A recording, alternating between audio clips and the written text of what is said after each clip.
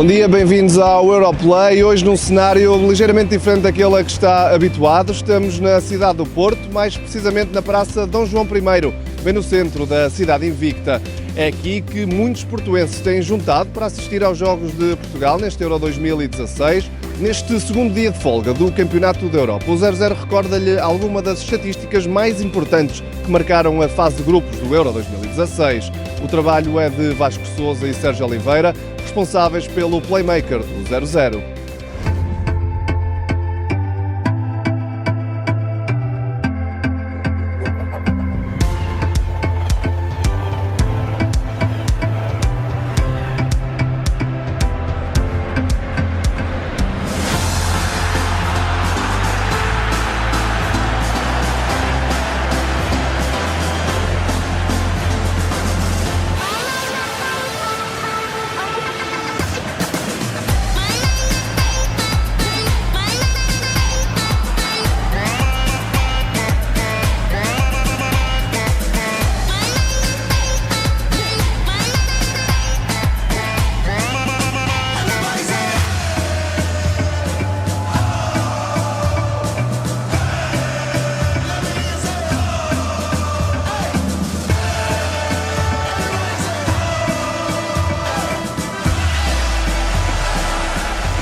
Aproveitando alguns destes dados, vamos então tentar compreender um bocadinho melhor aquilo que se passou na fase de grupos deste Campeonato da Europa.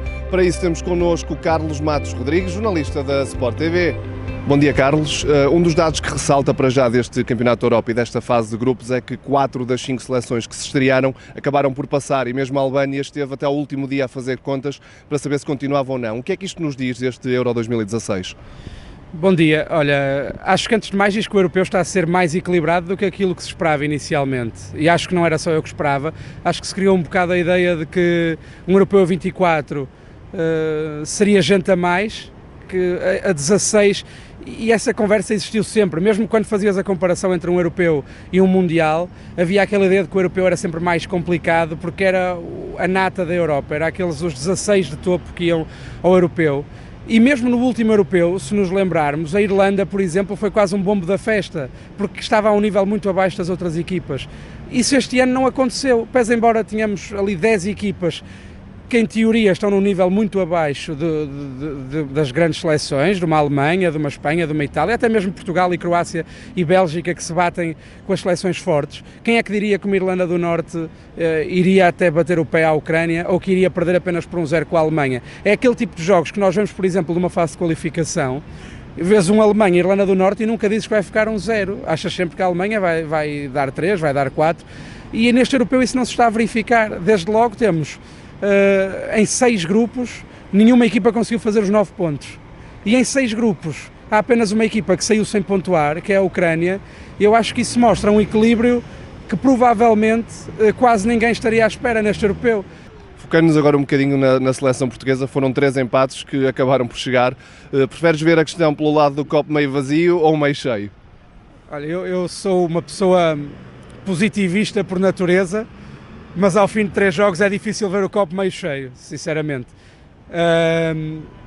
No início sim, depois com a Islândia, eu acho que os primeiros minutos de Portugal no jogo com a Islândia foram bons. Eu não vi o jogo em Portugal, estava fora do país, mas vi o jogo todo e acho que os primeiros minutos foram bons. Chegas ao intervalo a vencer e acho que ninguém punha em causa a justiça desse resultado. Entramos em falso na segunda parte e depois a seleção tremeu um bocadinho.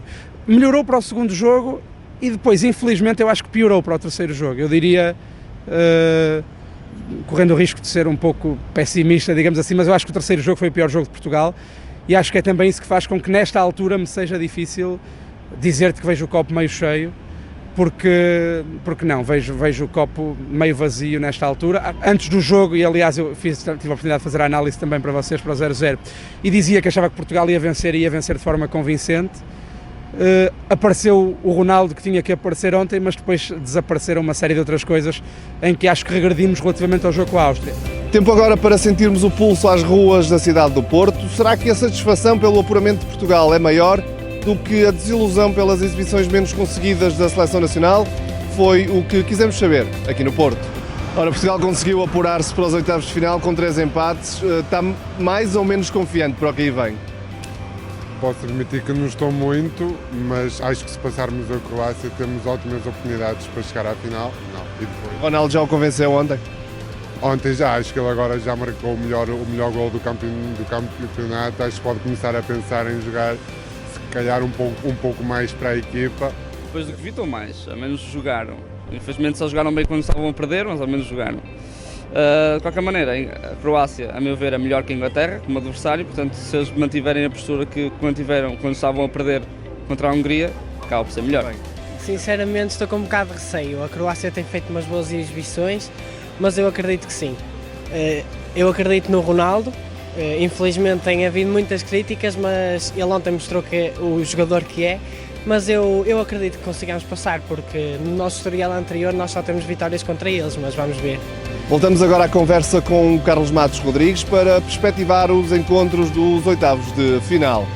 Carlos, Portugal ficou em teoria do lado bom do quadro deste europeu e evitará os grandes tubarões até à final, caso se qualifique, obviamente, mas já disseste há bocado e faço esta pergunta, a Croácia é tudo menos um adversário fácil, concordas, não é? Sim, acho que dentro do lado fácil há duas equipas que eu diria que poderiam perfeitamente estar do outro lado, que é a Croácia e que é a Bélgica. Quanto a mim, são duas equipas capazes de se bater com qualquer outra seleção. A Croácia provou isso contra a Espanha.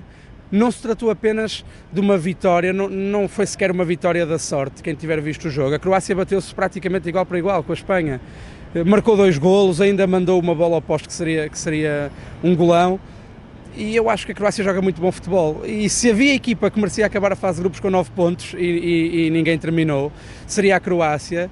E basta relembrar que venceu a Turquia, venceu a Espanha, e eu diria que só não venceu a República Checa por via de um acontecimento que teve lugar nesse jogo.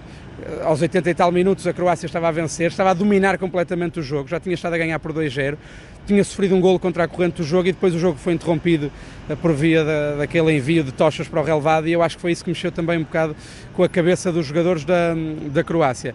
É uma equipa que tem nomes de topo europeu.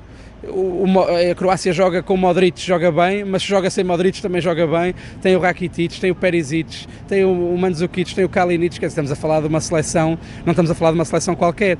Eu acho que quem ficou do lado esquerdo do quadro tem condições para acreditar, e não é só Portugal e a Croácia. Se olharmos para o quadro, País de Gales, Irlanda do Norte, Hungria, quer dizer, eu acho que mentiríamos se disséssemos que é muito melhor ficar do lado esquerdo do que ficar do lado direito, porque quem ficou do lado direito do quadro vai ter jogos atrás de jogos a ter que defrontar equipas de uma qualidade enormíssima, mesmo que algumas ainda não tenham mostrado o seu melhor futebol, podem mostrar a qualquer altura.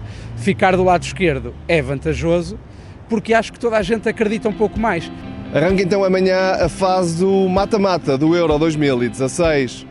Às 2 da tarde, Polónia e Suíça jogam em Saint-Étienne. Depois, às 17 horas, há um País de Gales, Irlanda do Norte, no Parque dos Príncipes, em Paris. E às 8, já sabe, o Portugal-Croácia, em Lã. Nós voltamos amanhã, à hora do costume, no 00.